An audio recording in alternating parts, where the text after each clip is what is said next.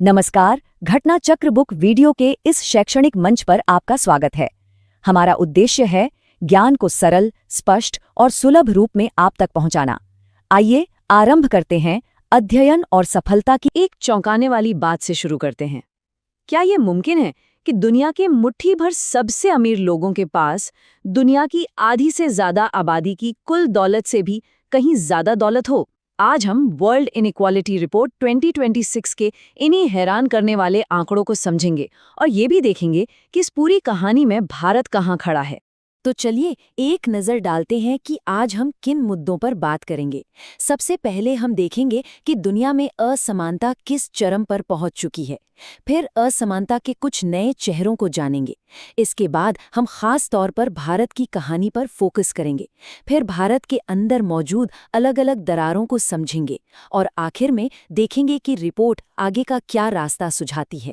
तो सबसे पहले बात करते हैं चरम सीमाओं की, दुनिया की। मतलब आज ग्लोबल लेवल पर आर्थिक असमानता का स्केल असल में कितना बड़ा हो गया है। ये आंकड़ा सच में दिमाग को झकझोर देता है।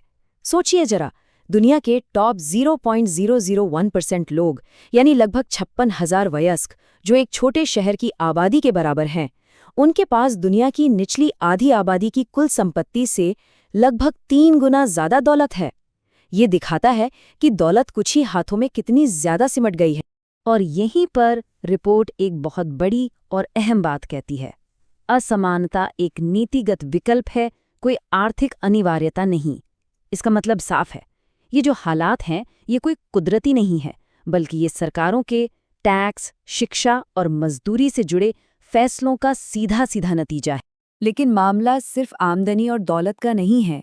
ये रिपोर्ट हमें बताती है कि असमानता के अब कुछ नए और हैरान करने वाले चेहरे भी सामने आ रहे हैं। चलिए उन्हें देखते हैं। पहला है ह्यूमन कैपिटल गैप। रिपोर्ट इसे अवसरों का भूगोल कहती है। मतलब एक बच्चे का भविष्य इस बात पर बहुत ज्यादा निर्भर करता है कि वो पैदा कहाँ हुआ है। अमीर इलाकों में बच्चों की पढ़ाई पर कहीं ज्यादा खर्च होता है और गरीब इलाकों में बहुत कम। और यही फर्क पीढ़ी दर पीढ़ी इस असमानता को और भी मजबूत करता चला जाता है। दूसरा पहलू है जलवायु की जिम्मेदारी। अब आप सोच रहे होंगे कि इसका असमानता से क्या लेना देना है। रिपोर्ट कहती है कि बहुत गहरा लेना देना है। कार्बन उत्सर्जन सिर्फ इस बात पर निर्भर नहीं करता कि हम क्या खरीदते खाते हैं, बल्कि इस पर भी कि बड़ी बड़ी कंपनियों और संपत्ति का मालिक कौन है।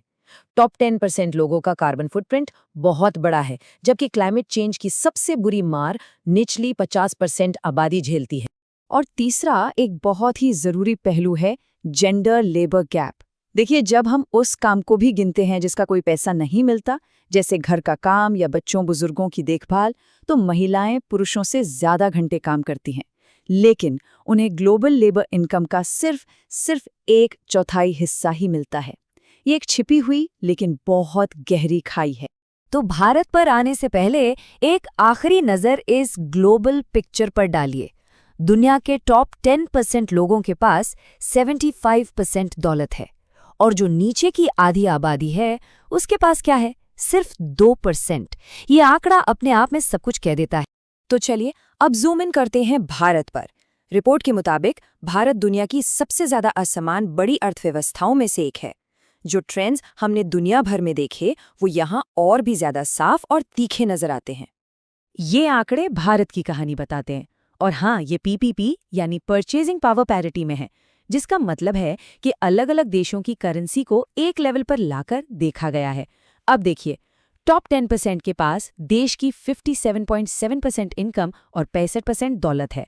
वहीं जो निचली आधी आबादी है उसके हिस्से में सिर्फ 15% इनकम और महज 6.4% दौलत आती है। ये सिर्फ एक गैप नहीं, ये एक बहुत बड़ी खाई है। ये चार्ट उसी इनकम के गैप को और भी साफ साफ दिखा रहा है।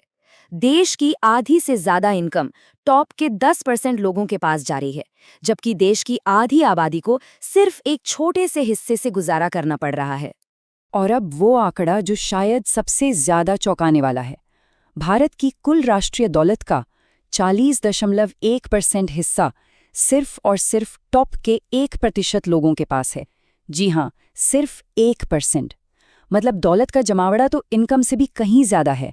ऐसा इसलिए क्योंकि दौलत सिर्फ कमाई से नहीं बल्कि विरासत और निवेश से भी बढ़ती है, और वो मौके अक्सर एक छोटे से ग्रुप तक ही सीमित रहते हैं।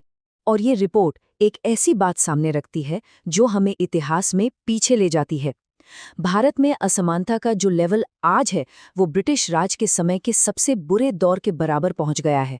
मतलब दशकों की आर्थिक तरक्की के बावजूद दौलत का बंटवारा हमें उस बेहद असमान अतीत की याद दिला रहा है। लेकिन कहानी यहीं खत्म नहीं होती। ये जो बड़े बड़े राष्ट्रीय औसत है ना, इनके अंदर भी कई और कहानियां और गहरी असमानताएं छिपी हुई हैं। ये असमानता भारत के समाज में कई लेवल पर काम करती है। तो ये दरारें हैं कहाँ? पहली तो है रीजनल लेवल पर। कुछ राज्य बहुत तेजी से आगे बढ़ रहे हैं जबकि कुछ पीछे छूट रहे हैं। दूसरी है सेक्टोरल, मतलब फॉर्मल अच्छी तनख्वाह वाली नौकरियों और इनफॉर्मल कम दिहाड़ी वाले काम के बीच एक बड़ी खाई है। और तीसरी सामाजिक, जहां आज भी अपर कास्ट ग्रुप्स और ऐतिहासिक रूप से वंचित समुदायों के बीच आय और संपत्ति का एक बड़ा अंतर बना हुआ है। और जब बात महिलाओं की आती है तो ये गैप और भी बड़ा हो जाता है। भारत में लेबर इनकम में महिलाओं की हिस्सेदारी सिर्फ 15.7% के आसपास अटकी हुई है, जबकि दुनिया का औसत 25% से ज्यादा है।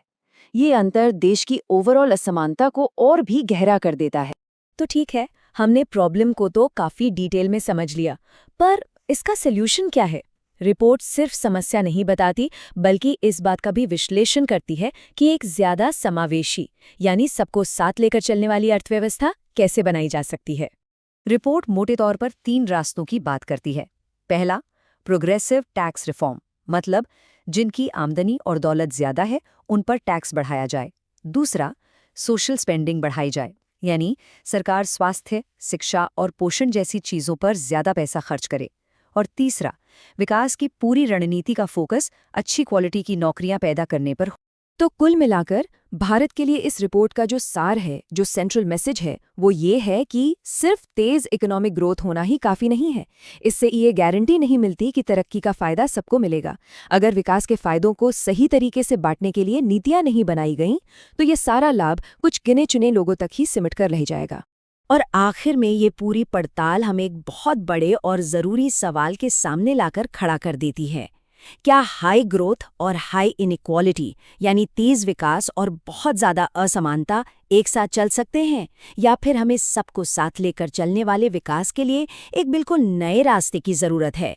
इस पर सोचना आज हम सब के लिए बहुत ज़रूरी है।